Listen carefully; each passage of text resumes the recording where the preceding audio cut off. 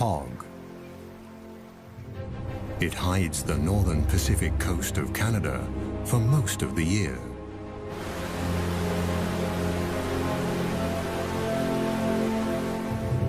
This is the Great Bear Rainforest, a forest full of mysteries and wild creatures.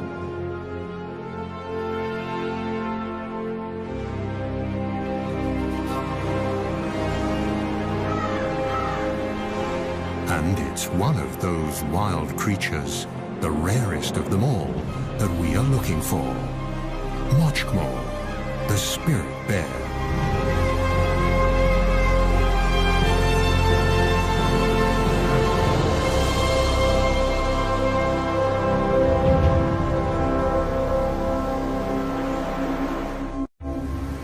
There are no roads in the Great Bear Rainforest.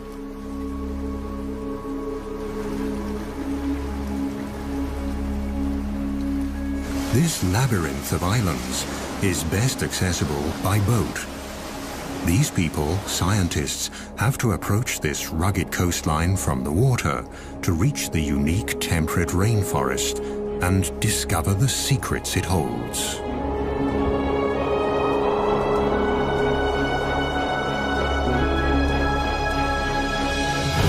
Few regions on our planet produce as much biomass as this rainforest.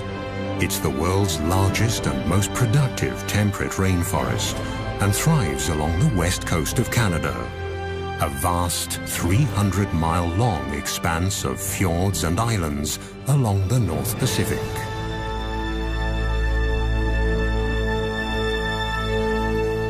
Since time immemorial, these islands and forests have been home to Tsimshian nations of the Gitga'at community.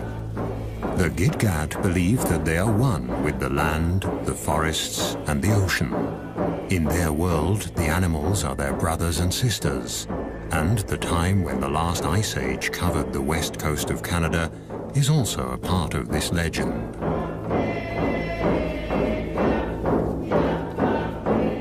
Raven, the creator, wanted to leave a memento of the ice age, and so he decided that every 10th bear should have white fur.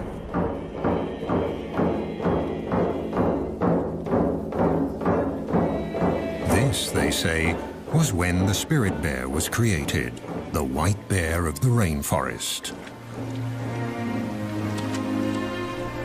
To this day, these bears live deep in the forests, on the islands and along the wild rivers of the northern British Columbia coast. Only very few people have been lucky enough to catch sight of one.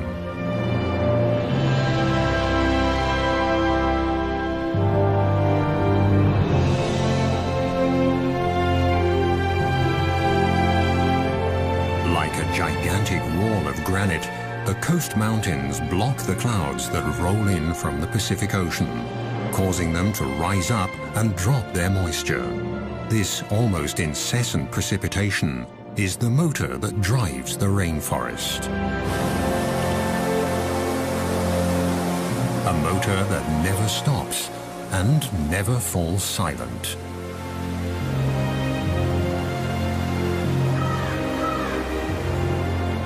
Everything in the rainforest, the rocks, the living and dead trees, are covered with a thick growth of mosses that have an important task. They hold the moisture in.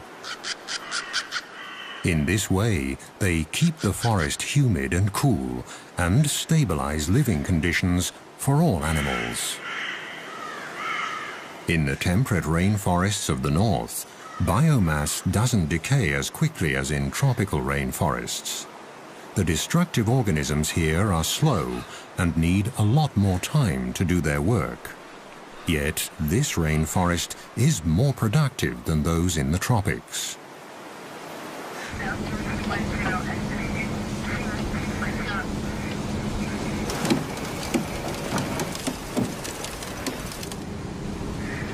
In this remote region, it isn't easy to do research or even travel at all.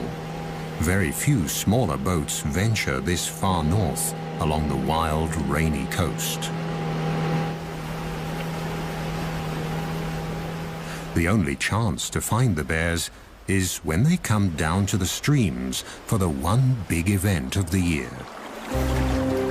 The arrival of the salmon in late summer. For now, though, all is quiet.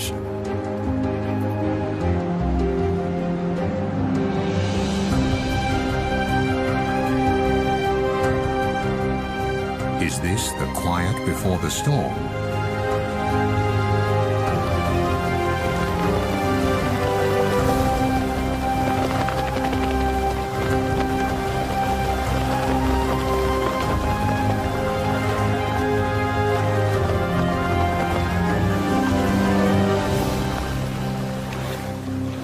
On the outer islands, the group discovers a pack of coastal wolves. These rather small wolves are a genetically distinct subspecies of the grey wolves that live further inland. They've been isolated here on the islands since the last ice age, and one aspect of their behavior is unique. They're the only wolves that feed on fish. In fact, they live on fish and beached carcasses of marine mammals.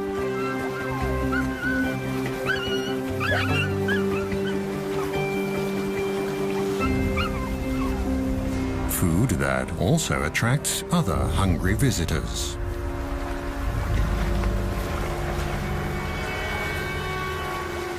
But the pups have nothing to fear from the black bear.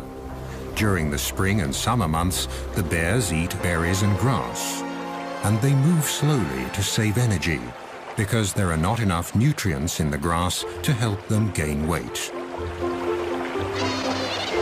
The river otters living on these islands have also adapted to the salt water. The bear is no threat to them either. They're quick and clever.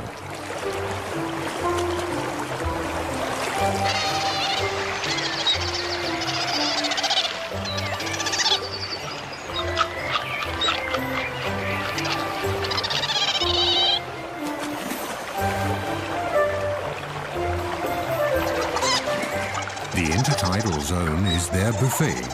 Mussels, small crabs and fish are their favorites, and they're always inquisitive explorers.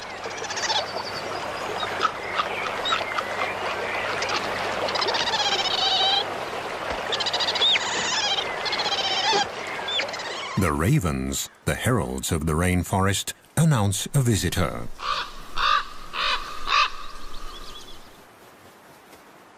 Marvin Robinson is a Tsimshian guide and a member of the Gitga'at First Nation. He's also looking for the salmon and the bears, the secret spirit bears. This forest means a lot for me. Like about 18 years ago, this is the very spot that I've seen my first spirit bear. So prior to that, it was all hush-hush about this bear, the sacred bear, really, to us. And we weren't even allowed to talk about it anytime. We were told to keep quiet. If we seen one, don't tell nobody. It was a special treat to whoever got to see one. You know, there was very few that got to see one of these rare bears. And ever since I started, we've found some really special places that we keep to ourselves.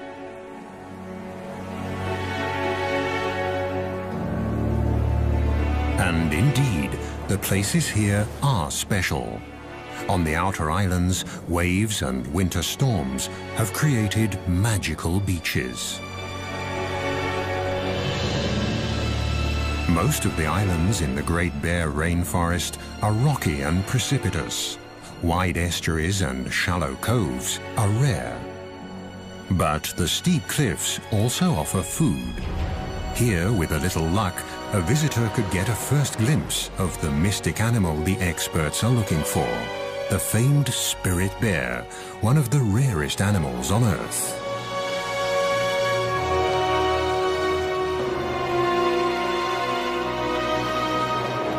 The bear's prey is glued to the rocks in the intertidal zone.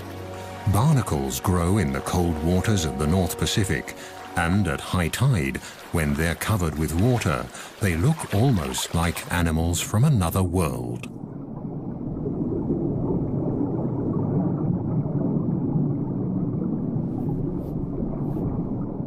Their feathery arms filter plankton out of the water.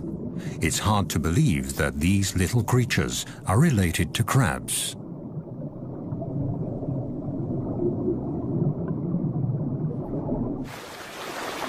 This bear's barnacle hunting shows again how important the ocean is for the nourishment of the forest dwellers.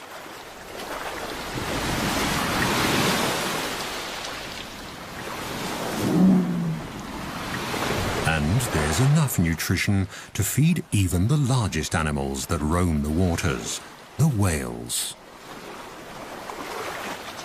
At low tide, barnacles and mussels are exposed along the rocky shores. Their shells are closed tight. For the spirit bear, detaching them from the rocks is no problem, and the reward is a very tasty snack.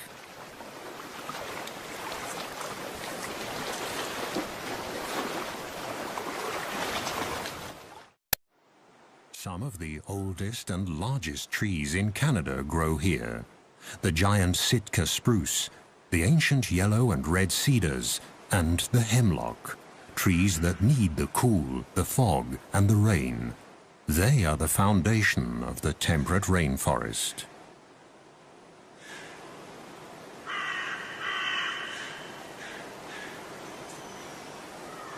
In August, the sweet fragrance of ripening berries wafts through the forest. Bright red huckleberries, elderberries, salal and blueberries, and many others grow in abundance.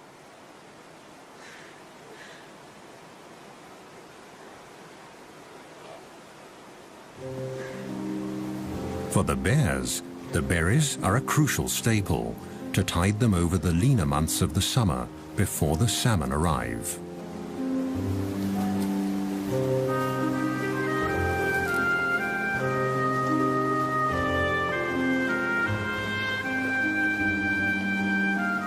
The spirit or Kermode bears are not albinos, but white black bears, a mutation that probably dates back to the last ice age.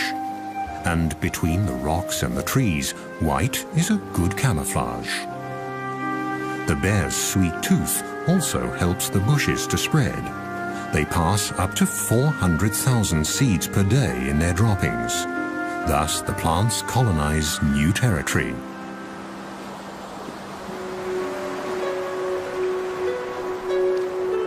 In the temperate rainforest, fog can cover the land in a grey veil within minutes. And it can plunge a sunny landscape into deep gloom.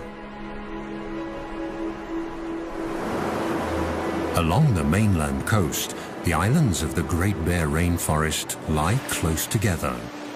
At high tide, millions of gallons of nutrient-rich salt water rush inland through the narrow channels to flow back out at low tide, thus linking the ocean and the land.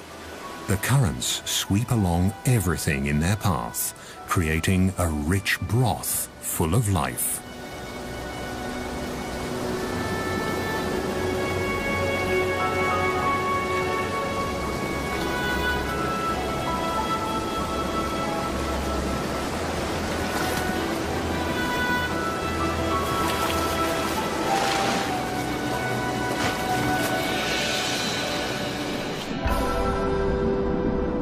In August, huge schools of young fish migrate into the waters between the islands. Close behind the fish are the humpback whales. They throw nets of air bubbles to track their prey.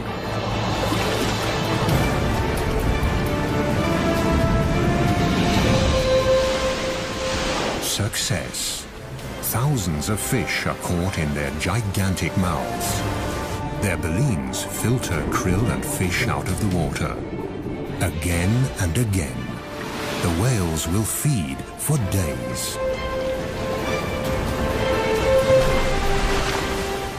But Mother Nature is prepared and sends a constant stream of fish north along the coast and into the archipelago of the Great Bear Rainforest.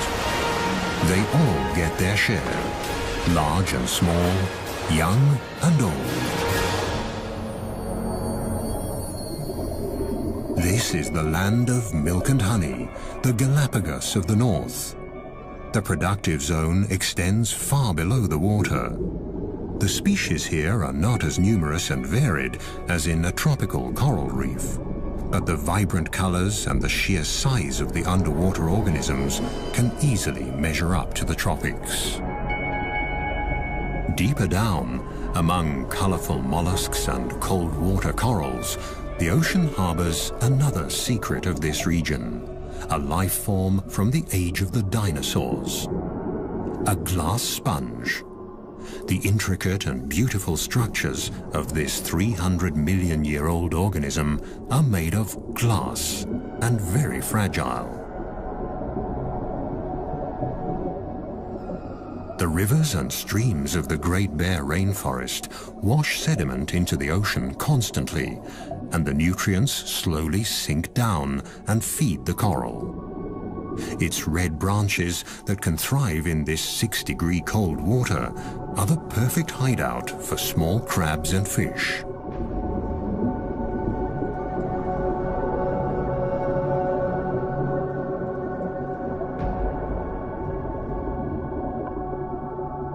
The silica from the rocks provides the building material for the sponges. With a little help in the form of sand and water, they can make glass. There are even whole glass reefs on the continental shelf, about 600 to 1,000 feet below the surface.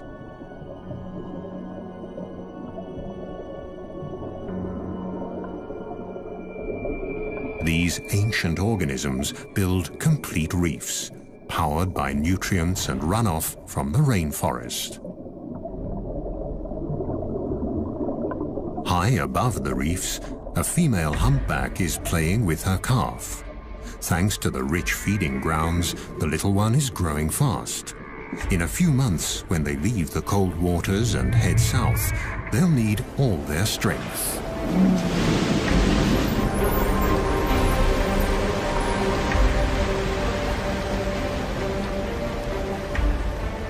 The mother breaches, a behavior that can be seen quite often here. Nevertheless, it's a spectacular show.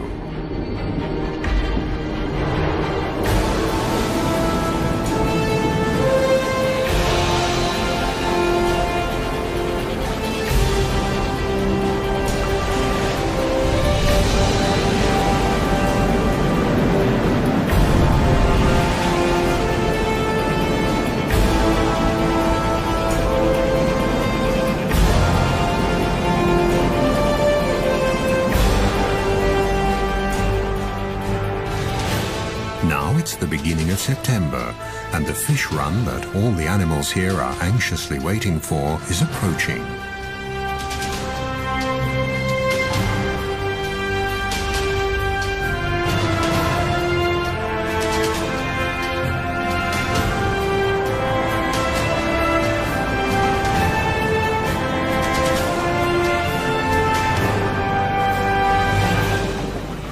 The group steers the boat west to the edge of the open ocean, where a colony of sea lions await the fish on windswept islands at a safe distance from bears and other predators.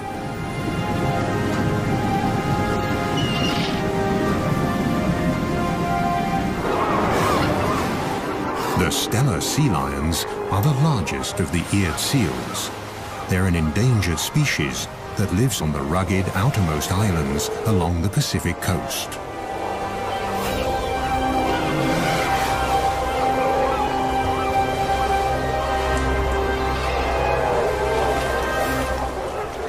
The strong, territorial males can grow to a length of more than 10 feet and weigh up to 2,500 pounds. Each of them has a dozen or more of the much smaller females in its part of the colony.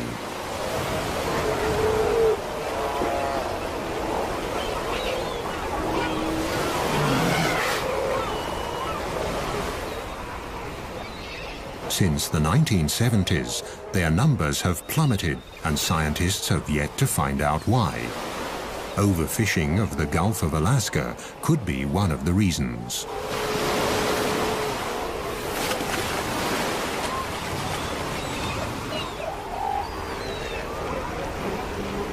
The weather turns. The first heavy rain of approaching autumn triggers the epic fish run. After 2 years in the ocean, the salmon are now returning to their birth streams.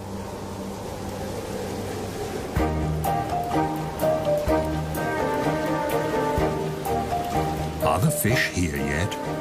A mother bear and her 2 white cubs patrol the shores of Princess Royal Island. Here, 1 in 10 black bears is white. The white fur color is passed on through a double recessive gene. White cubs will only be born if both parents carry that gene. And bears with black fur can also carry the spirit bear gene.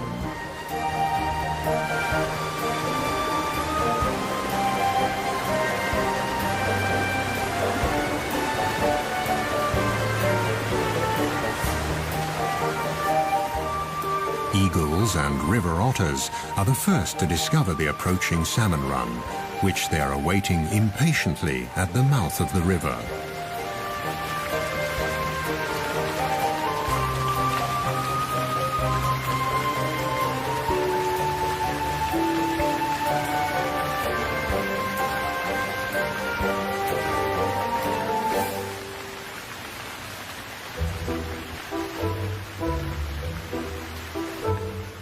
Further upriver, a black bear mother checks the water level. It's still too low for the salmon to come.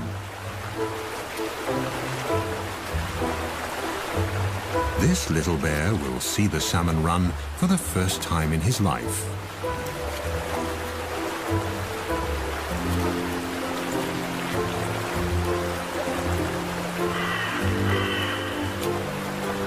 It won't be long now. It's early September, and the time has finally come for the big feast. Eagles and bears, sea lions, otters, even the trees are waiting for the arrival of the year's biggest single source of nutrition.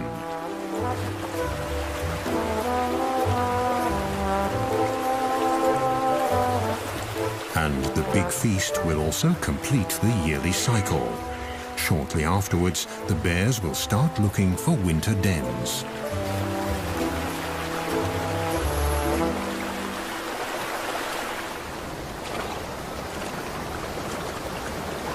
Bear tracker Marvin Robinson is hopeful. The rivers are rising. He's checking for clues on the islands as well as on the mainland.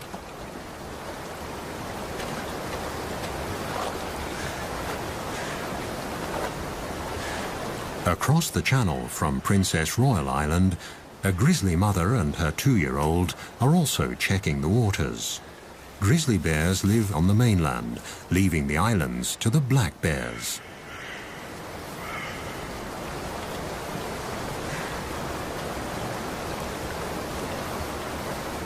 Grizzlies usually live higher up in the mountains, but for the salmon, even they descend to the estuaries along the coast. Marvin is concerned. The rains came late. He hopes the salmon run won't be affected.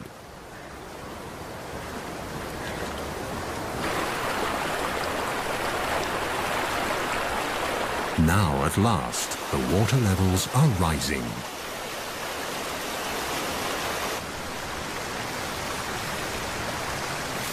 The grizzlies use the waiting time to stock up on sugar, trying to pull the last crab apples off the trees along the riverbanks.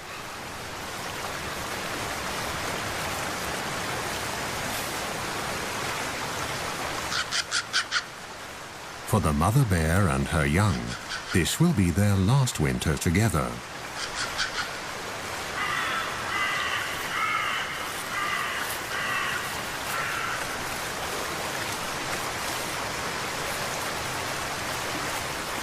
If she can fatten up enough for the winter, she'll have a new cub next spring. But if the salmon run isn't good enough, she'll reabsorb the already incubated egg in her womb during hibernation. Still no salmon, but now the autumn rains have really picked up. This region gets an incredible 4,500 millimeters of precipitation per year. That's 4 times the rainfall of a wet city like Vancouver, further south along the coast.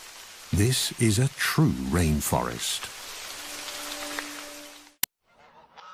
Autumn has arrived, and the first geese are migrating.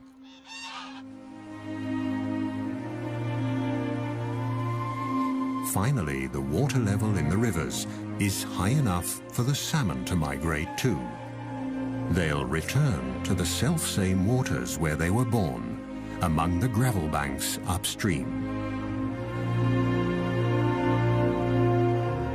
At 12-hour intervals, at high tide, new waves of hundreds of thousands of fish will rise in the river deltas on the coast and make their way up the streams.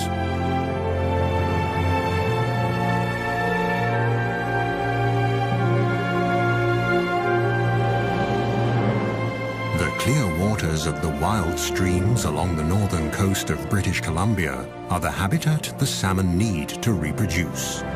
In this fish run, humpback and silver salmon are returning, swimming up the rivers until they taste their birth waters.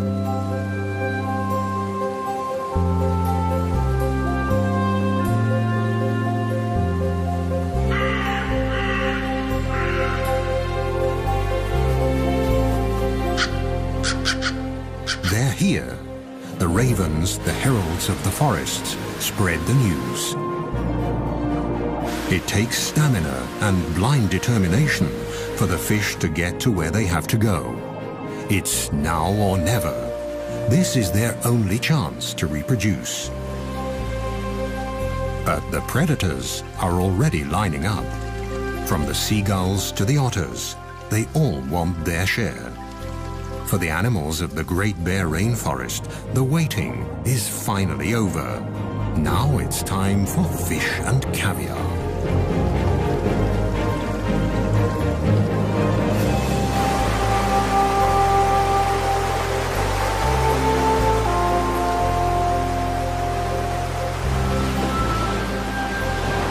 The fish that don't make it are swept away by the raging current, ending up on the rocks and in the kelp of the intertidal zone, right at the feet of the waiting bald eagle. Its sharp beak is perfect for tearing up fish.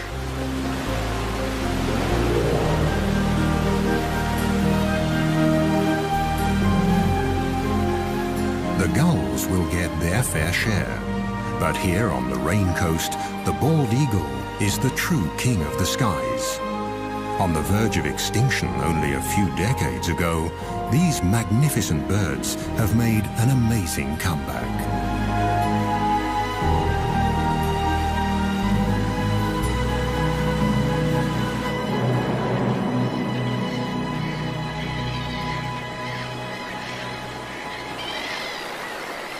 On a bank in the stream, the raven patiently waits for the black bear to finish his breakfast.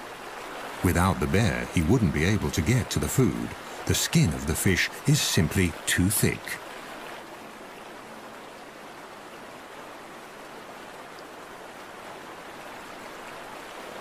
Come on, haven't you had enough yet?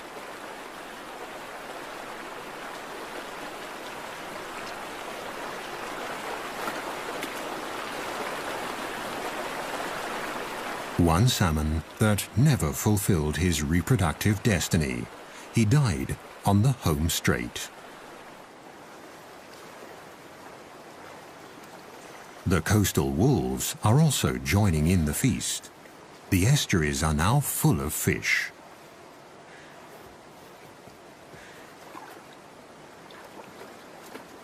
The youngsters are still learning the tricks of the salmon trade. They follow their mother, and she tries to teach them. But for them, catching fish is still a game.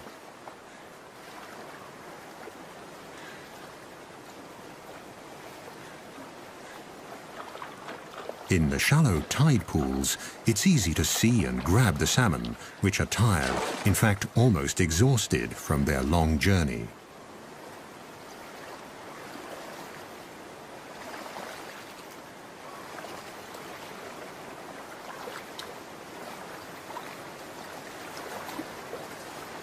The death of this fish seems futile. There are so many of them, easy prey for the hunters. But it's not the individual fate that counts here. With their sheer numbers, the salmon feed the whole ecosystem.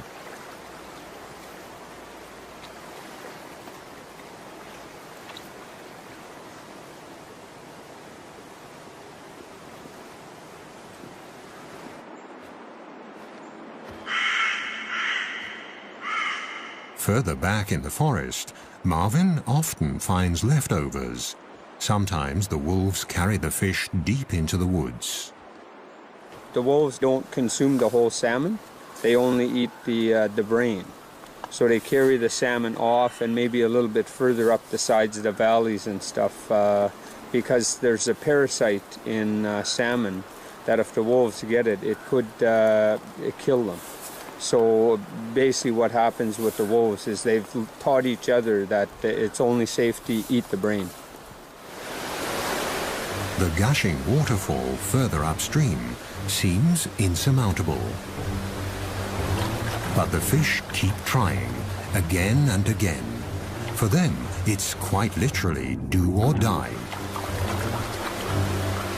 And for the strongest, stamina eventually pays off.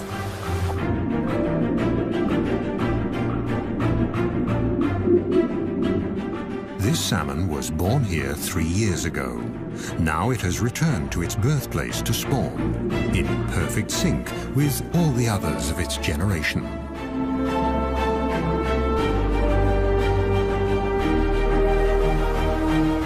In the first few months after hatching, the fry will stay in their birth streams.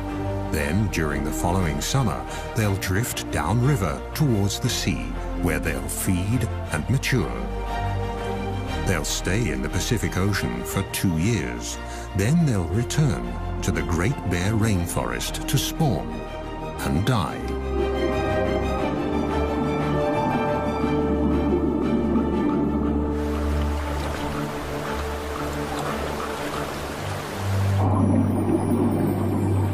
In a rush of hormones and wild abandon, the fish become oblivious to their surroundings and their predators.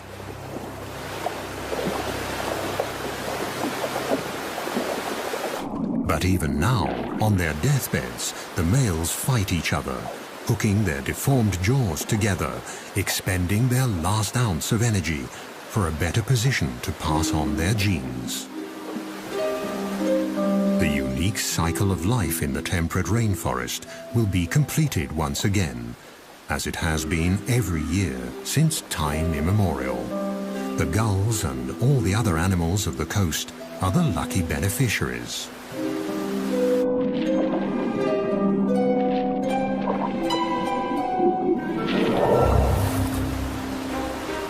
Foraging has become an easy task for the bear as well. The fish are in a daze, without much perception of their surroundings. They'll only react when the paw almost touches them, and jump is not an option anyway.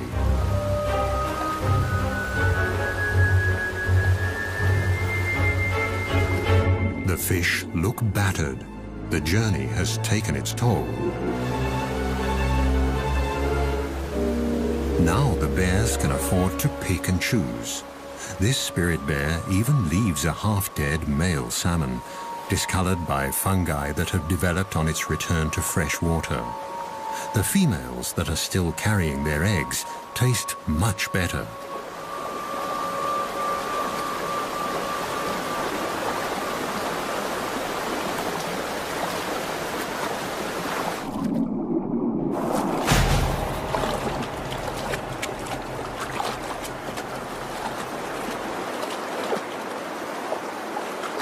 During the 10 days of this salmon run, every bear and every wolf will each carry about 1,600 fish off into the woods.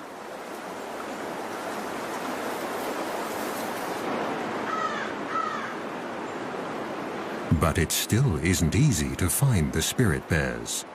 Even for experienced trackers like Marvin, who take researchers and visitors to these streams, it's a special treat to watch the white bears during the salmon run. So far, they've only seen black bears and squirrels.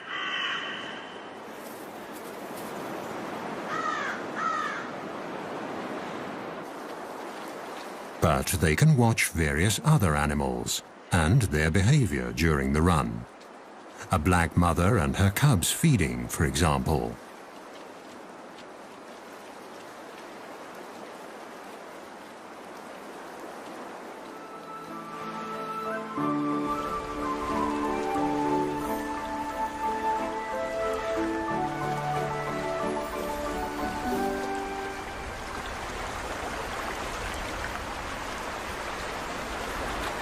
Let's see how to get to the fish.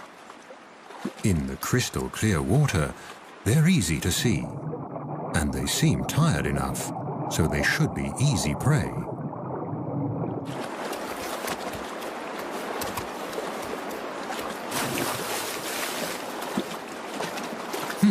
That wasn't too successful.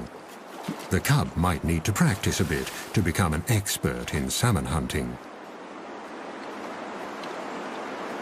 Marvin, the tracker, has been walking the creeks for days now. Then, suddenly, there it is, Mochkmo, the prodigious spirit bear, one of the rarest animals on Earth, and one of Mother Nature's miracles, right in front of his eyes.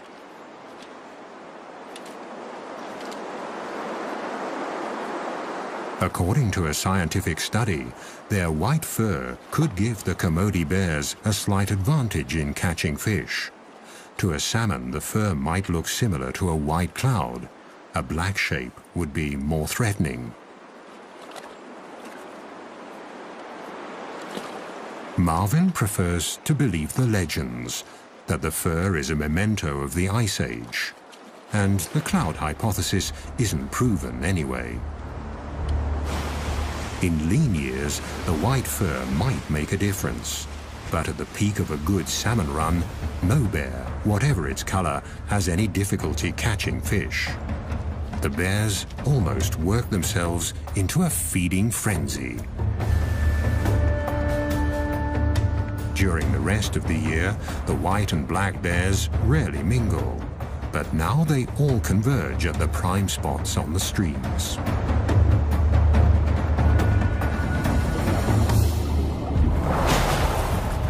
Overall, the black bears seem more aggressive and wilder than their white cousins. But they're also more wary.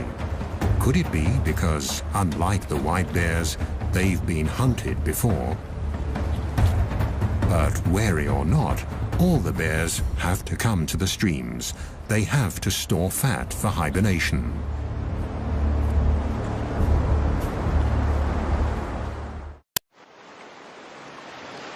There has been enough fish here for man and beast for thousands of years. For the Great Bear Rainforest, it's a matter of survival.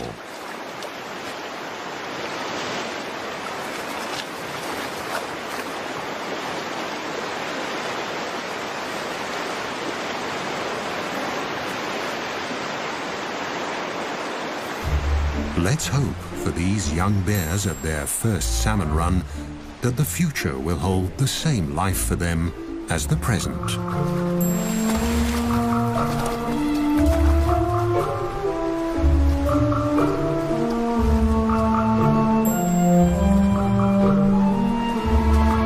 According to native law, the black bears discriminate against their white siblings. When they meet, it's usually the white bear that backs off, even if it's larger.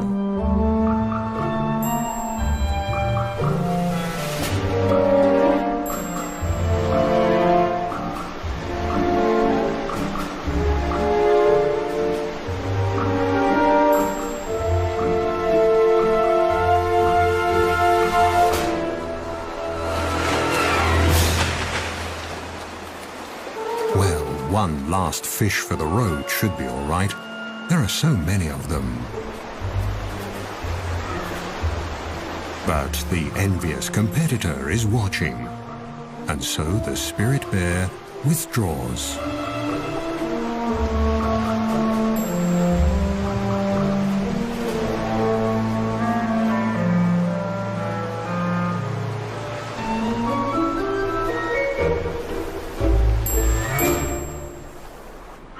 The bears often prefer to eat their fish in the quiet of the forest.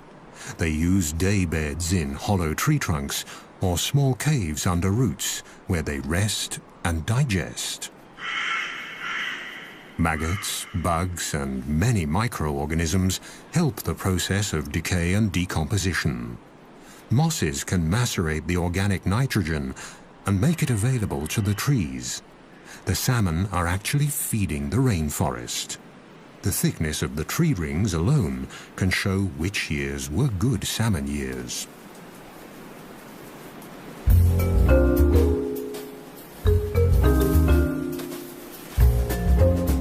Just a few weeks later, autumn sets in.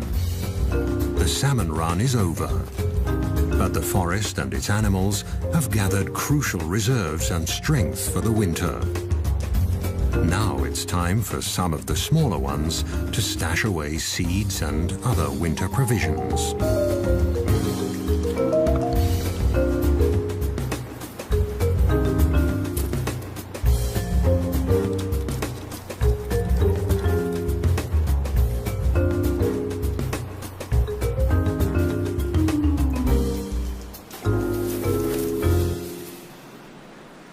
Now that the stomachs are full, silence returns to the Great Bear Rainforest. Herons and ravens take care of the leftovers of the feast.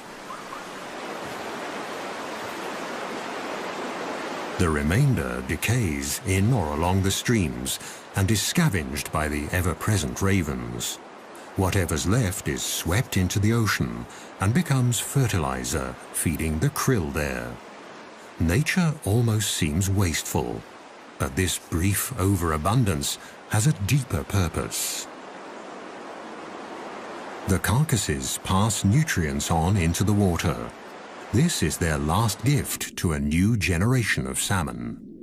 Thus, the end of one fish run lays the foundation for the next. The parents make the ultimate sacrifice for the sake of their offspring. This cycle, already many thousands of years old, is the motor that drives the entire ecosystem of the temperate rainforest along Canada's northern Pacific coast. But it's not just the motor that makes a system function. Only if all the individual parts are in place, and in the right place, will the rare and special life forms along this coast survive. This is the insight the experts have come to on their way back from the expedition.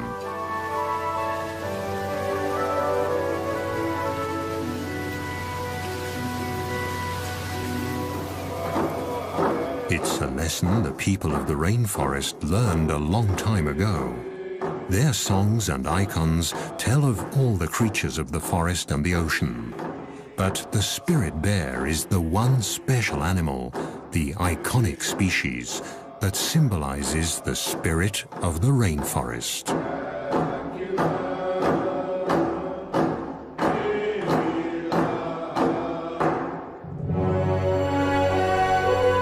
The freshwater streams and the mountains, the forest and the ocean, the winds, the plants and the animals, they all had to play their parts just right so that this temperate rainforest of Canada's northern Pacific coast could develop over thousands of years. It's a system that needs to stay intact, because only then will Mochkmo, the spirit bear, have a home for the future.